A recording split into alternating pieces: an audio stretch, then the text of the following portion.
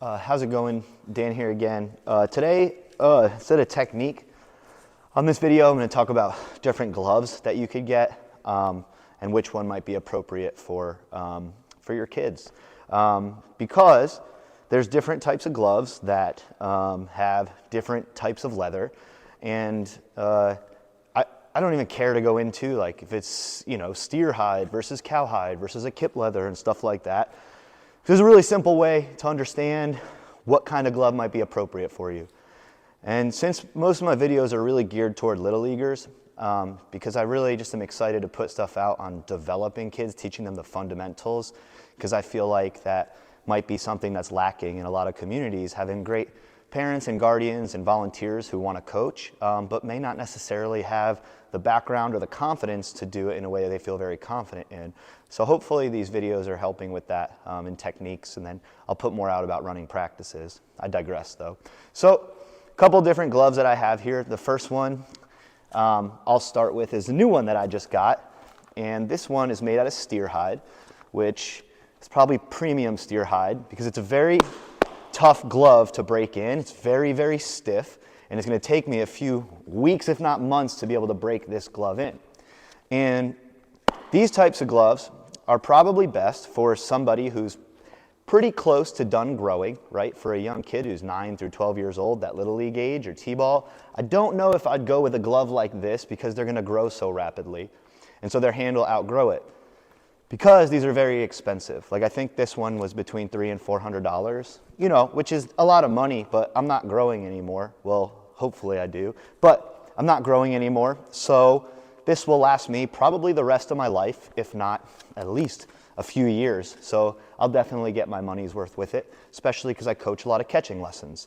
So this, I'd say, is more of a grown-up glove, okay? And it's very difficult to break in. There's other ones which are a little less tough to break in, but are still kind of a more high quality sort of leather. And this one is just like that, okay? So this one I've had for a while, a little easier to break in than the one I just showed you, okay? And it's a similar kind of leather, but it's not as tough and rugged, so it's easier to break in. This one can go either way. You could get it for a younger kid, but once again, it's going to be a little bit more costly as well. So probably a few $100s. So I wouldn't necessarily say like this is a good idea for a young kid who once again is going to be developing, where their hands might be bigger in the next 6 months. Okay, and so the last glove I'll show you, this one is probably a cowhide leather, and this one you could see it's taken a beating. Literally, the stuffing came out of it. Okay. And this one, usually these types of gloves are easy to break in, and they might be pre-broken in.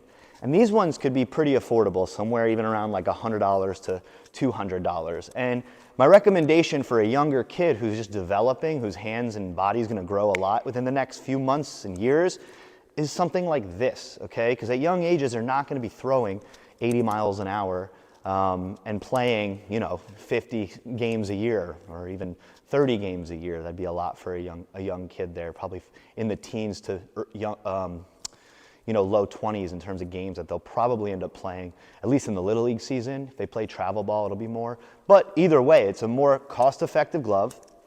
And, the caveat with that is it's a less high-quality leather, but you're probably going to have to get another one within the next year or two.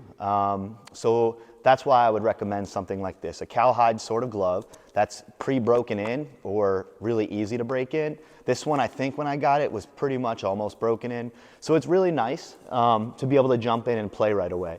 So what really it comes down to is the stiffer the leather, the harder it is to break in, it's probably a higher quality glove, but not necessary until kids are probably, modified, high school, when they're starting, their hands still might grow, but maybe not as much as they will when they're 9, to 12 or something like that. So you can save some money, at least in the short term, and have a glove that's more easily and readily available because it's going to be broken in already.